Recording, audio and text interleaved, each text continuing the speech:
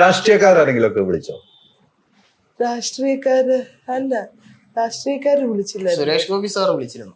സുരേഷ് ഗോപി ചേട്ടനെ നമ്മള് രാഷ്ട്രീയത്തിനപ്പുറം ഒരു നടൻ എന്ന നിലയും നല്ല മനുഷ്യത്വമുള്ള ഒരു ഹൃദയമുള്ള ഒരാളെന്ന രീതിക്ക് കണ്ടാൽ മതി. രാഷ്ട്രീയം മാറ്റി നിർത്താം അദ്ദേഹത്തിന്റെ എന്ന് വിശ്വസിക്കുന്നവനാണ് ഞാൻ. എനിക്ക് ഏറ്റവും ഇഷ്ടപ്പെട്ട ഒരു കലാകാരനാണ്. എനിക്കും ഇഷ്ടപ്പെട്ട, എന്റെ ഫേവറേറ്റ് ആണ്. സുരേഷ് ഗോപി സാറ് വിളിച്ചായിരുന്നു. അപ്പൊ പുള്ളി മോനോടാ സംസാരിച്ചത്. അപ്പൊ ഇങ്ങനെ പറഞ്ഞു, ഇങ്ങനെ ഒരാളെ വീട്ടിൽ ഇങ്ങനെ ഒരാളെ വീട്ടിൽ ഇങ്ങനെ വെക്കണം നോക്കാൻ വേണ്ടിയിട്ട്, അല്ലെങ്കിൽ പഠിത്തവും നടക്കില്ല, ശമ്പളം സുരേഷ് ഗോപി സാറ് തന്നെ കൊടുക്കാൻ തയ്യാറാണെന്ന് പറഞ്ഞിട്ടുണ്ട്. ആളെ നിർത്തിയോ? ഒരാള് വന്നു. അതൊരു വലിയ സസ്പെൻസാ. അതെങ്ങനെയാണ് വന്നത്? അത് ഒരു കഥയാണ്, നീണ്ട കഥയാണ്. അത് ആള് തന്നെ പറയണം. 10 എപ്പിസോഡ് വേണ്ടി വരുമോ? കൊണ്ടുവരും. ചുരുക്കിയെന്ന് പറഞ്ഞാലും ചുരുക്കി ആ പുള്ളിക്കാരി തന്നെ ഇവിടെ ഇരിപ്പാണ്. ആളെ തന്നെ ഇവിടെ ഇരിക്കുക. ശരിക്കും പറഞ്ഞാൽ ജോലിക്ക് വന്നതല്ല ആള്, ഞങ്ങളെ നോക്കാൻ ഒരു സഹായം എന്നതുപോലെ, ഒരു ദൈവവേല, ഒരു സേവ പോലെ കണ്ടിട്ട് ഒരു സേവ പോലെ വന്നവരാണ്. ജോലിക്ക് വേണ്ടി വന്നതല്ല, ജോലിക്കാരിയായിട്ട് ഞങ്ങൾ കാണുന്നത്. ഞങ്ങൾ വിളിക്കുന്ന മമ്മി എന്നാണ്. ഞാൻ വിളിക്കണേ കേട്ടിരുന്നു. മമ്മി എന്ന് വിളിക്കണേ ഞാൻ കേട്ടിരുന്നു. ഞങ്ങള് മമ്മി എന്നാണ് വിളിക്കുന്നത്. ഞങ്ങള് അങ്ങനെ വേറെ ആന്റിന്നോ അങ്ങനെയൊന്നും അല്ല. ഞങ്ങളുടെ സ്വന്തം അമ്മയെ പോലെ തന്നെയാണ്, ഒരു രണ്ടാമത്തെ ഒരു അമ്മ പോലെ ഇവിടെ ഞങ്ങളെ നോക്കുന്നതെല്ലാം. ഈ വാർത്തയെ കണ്ടിട്ട് വരുന്നതാണ്. എവിടെയാണ് സ്ഥലം? ആളുടെ സ്ഥലം വെമ്പായത്തുനിന്ന്. ഞാൻ മരിക്കുന്നവരേക്ക് ഞങ്ങളുടെ കൂടെ നിക്കാന്നൊക്കെ പറഞ്ഞിട്ടുണ്ട് കേട്ടോ. ഞങ്ങളുടെ കൂടെ എന്നും ഞങ്ങളുടെ മമ്മിയായിട്ട് ഇരിക്കാം. അമ്മയും വിളിക്കുന്ന മമ്മി എന്നാ. ഞങ്ങളുടെ 3 പേരുടെയും മമ്മിയാ. അല്ല, അതൊക്കെ ദൈവം കൊണ്ട് തരുന്ന. ഈ സുരേഷ് ഗോപി വിളിച്ച് പറഞ്ഞതിന് ശേഷമാണ് അതിനു മുമ്പ് തന്നെ എത്തിയോ? സുരേഷ് ഗോപി പറഞ്ഞു കഴിഞ്ഞിട്ട്. പക്ഷെ ആള് വിട്ടതല്ല, അറിഞ്ഞു വന്നതല്ല. അറിഞ്ഞു വന്നതല്ല. ഇത് ആള് ഇങ്ങനെ എന്തോ ഇത് വീഡിയോ കണ്ടിട്ട് ഇങ്ങനെ കാണണോന്ന് ആള് വെയിറ്റ് ചെയ്യുമായിരുന്നു. അങ്ങനെ നമ്പർ എന്തോ കിട്ടി കണ്ട് പിന്നെ അങ്ങനെ വന്നതാ. സുരേഷ് ഗോപി സാറിനെ വിളിക്കണം, വിളിച്ചിട്ട് നിഖിൽ പറയണം ഇങ്ങനെ ജോലിക്ക് ആളല്ല കിട്ടിയത്, ദൈവമായിട്ട് ഒരു മമ്മീനെ ഞങ്ങൾക്ക് തന്നു എന്നുള്ളത്. വിളിച്ചില്ലായിരുന്നു. ഞാൻ പിന്നീട് വിളിച്ചില്ല, കാര്യം തിരക്കൊക്കെ ആണല്ലോ ഇപ്പൊ ആള്. സുരേഷ് ചേട്ടൻ പാലക്കാടാണ് ഷൂട്ടാണ്. ഞാൻ മിക്കവാറും നാളെ കഴിഞ്ഞ് പോകുന്നുണ്ട് അവിടെ. സുരേഷ് ചേട്ടന്റെ അഭിനയിച്ചതിന്റെ പടത്തിന്റെ തീരുവാണ്. അപ്പൊ മിക്കവാറും മറ്റന്നാൾ ഞാൻ പാലക്കാട് പോകുന്നു. സിനിമയുടെ പാക്കപ്പാണ്. അപ്പൊ മിക്കവാറും ഞാൻ 99% പോകുന്നുണ്ടോ മറ്റന്നാൾ പാലക്കാട്. സാറിനോട് പറയണം. തീർച്ചയായിട്ടും നമുക്ക് ഇത് കഴിഞ്ഞിട്ട് വിളിക്കാൻ നോക്കാം. ഞാൻ ഇപ്പൊ തന്നെ ഒന്ന് വിളിച്ചു നോക്കാം. എടുക്കുകയാണെങ്കിൽ ഫോൺ തരാം. തിരക്കിലാണെങ്കിൽ എടുക്കില്ല, ഞാൻ ഒന്ന് ചോദിച്ചു നോക്കാം. ഇങ്ങനെ കാണണോന്നൊക്കെ ഞാൻ പറഞ്ഞായിരുന്നു. ഇങ്ങനെ സുരേഷ് ചേട്ടൻ കാണണോന്ന് അല്ലെ? കണ്ടിട്ടില്ല, ഫോണിൽ സംസാരിച്ചോളൂ. സുരേഷ് ചേട്ടാ നമസ്കാരം. എന്താണ്? ഞാനിപ്പോ യാർത്ത മുതലാളിയൊന്നും അല്ല സുരേഷ്, ഞാൻ തിരുവനന്തപുരത്താണ് സുരേഷ് ചേട്ടാ. ഞാൻ മറ്റേ നിഖിലിന്റെ വീട്ടിൽ വന്നതാണ്. അപ്പൊ നിഖില് പറഞ്ഞ് സുരേഷ് ചേട്ടൻ പറഞ്ഞ ഒരു വീട്ടിലൊരാള് നിർത്തണമെന്ന് പറഞ്ഞില്ലേ? സുരേഷ് ചേട്ടാ മോനും സംസാരിക്കണ്ട, ഒരു ജോലിക്കാരായിട്ടുള്ള ഒരാള് വന്നു, ഇവരുടെ മമ്മിയായിട്ട്. ഞാൻ സുരേഷ് ചേട്ടന് മോന്റെ അടുത്ത് കൊടുക്കാൻ ഫോൺ. ഞാൻ ഇന്റർവ്യൂ എടുത്തോണ്ട് ഇതെപ്പോഴാ സംസാരിക്കും. ഇവിടെ എടുപ്പിച്ചു. ഹലോ, നമസ്കാരം സുരേഷ് അങ്കിൾ. നമസ്കാരം. സുഖല്ലേ? കിട്ടി ഇങ്ങനെ കിട്ടിയ ആള്.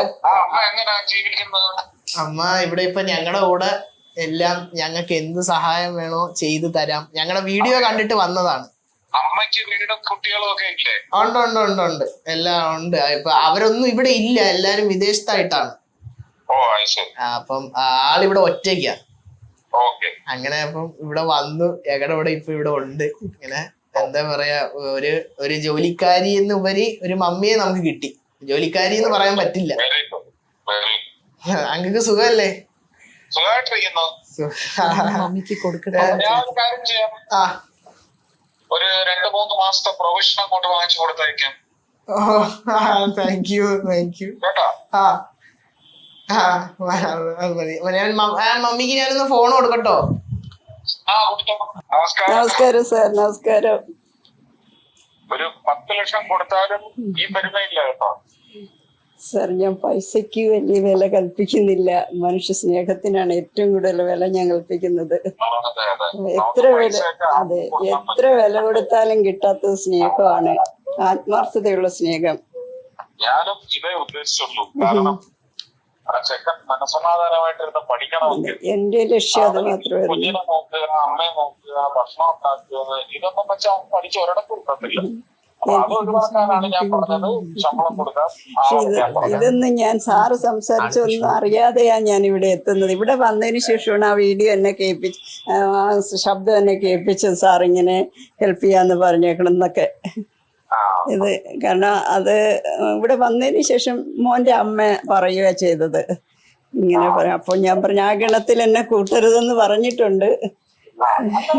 കാരണം എനിക്ക് എന്റെ ആഗ്രഹം ഇതായിരുന്നു ആദ്യത്തെ വീഡിയോ കണ്ടപ്പോൾ തന്നെ. കാരണം നമ്മൾ ഓരോ വീട്ടിലും ഓരോ കുട്ടികൾക്ക് എന്തെല്ലാം സൗകര്യങ്ങളാണ് പഠിക്കാനുണ്ടാകുന്നത്, എന്നാൽ പോലും പഠിക്കുന്നില്ല. ഇത് ഒരു സൗകര്യം ഇല്ലാതെ ഈ മോനെ 75% മാർക്ക് വാങ്ങി എന്ന് കേട്ടപ്പോൾ അവന് ചെറിയൊരു പ്രോത്സാഹനം കൊടുത്താൽ അവൻ ഉയരങ്ങളിലെത്തും എന്നെനിക്ക് തോന്നി. ഇപ്പോൾ ഞാൻ പറഞ്ഞിരിക്കുന്നതാണ്. അപ്പോൾ എന്നെ മമ്മി എന്നാണ് വിളിക്കുന്ന മാത്രമല്ല സ്വന്തം അമ്മയെ പോലെ എന്നെ സ്നേഹിക്കുന്നുണ്ട് അവര്. മൂന്നാളും. അപ്പു ആണെങ്കിൽ പെട്ടെന്ന് അടുത്തു, ഒരു 10 മിനിറ്റ് കൊണ്ട് അപ്പ എന്നോട് ഒരുപാട് അടുത്തു. അതൊക്കെ എനിക്ക് ഒരുപാട് ഹൃദയത്തിൽ തട്ടിയ ഒരു സ്നേഹം പോലെ എനിക്ക് തോന്നുന്നു. അതെ അതെ, ഞാനൊന്നും മാത്രമേ മോനോട് ആവശ്യപ്പെട്ടിട്ടുള്ളൂ, ഒന്നും ചെയ്യണ്ട, എനിക്ക് എക്സാം കഴിയുമ്പോൾ റിസൾട്ട് വരുമ്പോൾ 90 above മാർക്ക് ഉണ്ടാവണം. അവൻ ഇതുപോലെ അവൻ ശമ്പളം നേടുന്ന ഒരു ജോലി കിട്ടിക്കഴിഞ്ഞാൽ അവൻ ഇതുപോലെ ഏതെങ്കിലും ഒരു കുടുംബത്തിലെ കുട്ടിക്ക് താങ്ങാവണം. അതെ, അത് പറയുന്നുണ്ട്, മോൻ പറയുന്നുണ്ട്, ചെയ്യുമെന്ന് തന്നെ പറയുന്നുണ്ട്. ഓക്കെ സാർ, ഓക്കെ, നല്ല കാര്യം. അതിനുള്ള മനസാക്ഷി ഉണ്ടാവട്ടെ. സുരേഷ് ഏട്ടാ, ഞാനപ്പോ ഇവിടെ വന്ന് ഇങ്ങനെ ഇന്റർവ്യൂ എടുത്തോണ്ടിരുന്നപ്പം സുരേഷ് ഏട്ടന്റെ കാര്യം പറഞ്ഞു. അപ്പൊ തന്നെ ഞാൻ വിളിച്ചു, പാലക്കാട് ഷൂട്ടിംഗ് നടക്കാന്ന് ഞാൻ പറഞ്ഞു. മറ്റന്നാള് സിനിമയുടെ പാക്കപ്പാന്ന് പറഞ്ഞു. ഞാൻ അവിടെ പോകുന്നുണ്ടെന്ന് പറഞ്ഞു. പാക്കപ്പിന് ഞാൻ പറഞ്ഞേ അല്ല, പാക്കപ്പ് എന്ന് പറഞ്ഞാൽ ഇപ്പൊ പാക്കപ്പായി ഈ പടം. അല്ല, മറ്റന്നാൾ വരെ ഇല്ല അവിടെ. അല്ല, നാളെ വേറെ പടം തുടങ്ങുക, അത് മറ്റന്നാൾ പാക്കപ്പാ. അപ്പം ഞാൻ മറ്റന്നാളാ വരുന്നത്. ശരി ശരി, ഞാൻ മറ്റന്നാൾ എന്തായാലും സുരേഷ് ഏട്ടനെ കാണാൻ വരുന്നുണ്ടെന്ന് ഇവരോട് പറഞ്ഞു. അപ്പൊ എന്നെ സുരേഷ് ഏട്ടനെ വിളിക്കാന്ന് ഞാൻ തീരുമാനിച്ചു. ശരി. സുരേഷ് ഏട്ടൻ ചെയ്ത ഏറ്റവും നല്ല നന്മ ഇപ്പൊ തന്നെ എനിക്ക് ഇവിടുന്ന് ഫോണിൽ വിളിക്കണമെന്ന് തോന്നി. ഞാൻ ഒന്നും ചെയ്തിട്ടില്ല. നമ്മളിങ്ങനെയുള്ള കാര്യത്തിനെല്ലാം മുന്നിട്ടിറങ്ങും, ആരെങ്കിലും ഒക്കെ തയ്യാറായി വരും. എനിക്കും അത് വലിയ ആശ. തീർച്ചയായിട്ടും സുരേഷ്. അപ്പൊ ഞാൻ മറ്റന്നാൾ വരാം. Okay, thank you. നിങ്ങളുടെ ഡിസൈനർ ഹോം എന്ന സ്വപ്നം യാഥാർത്ഥ്യമാക്കുന്നു. സാൻബിൾഡ്, ഡിസൈൻഡ് ബൈ കോൺസെപ്റ്റ്സ്.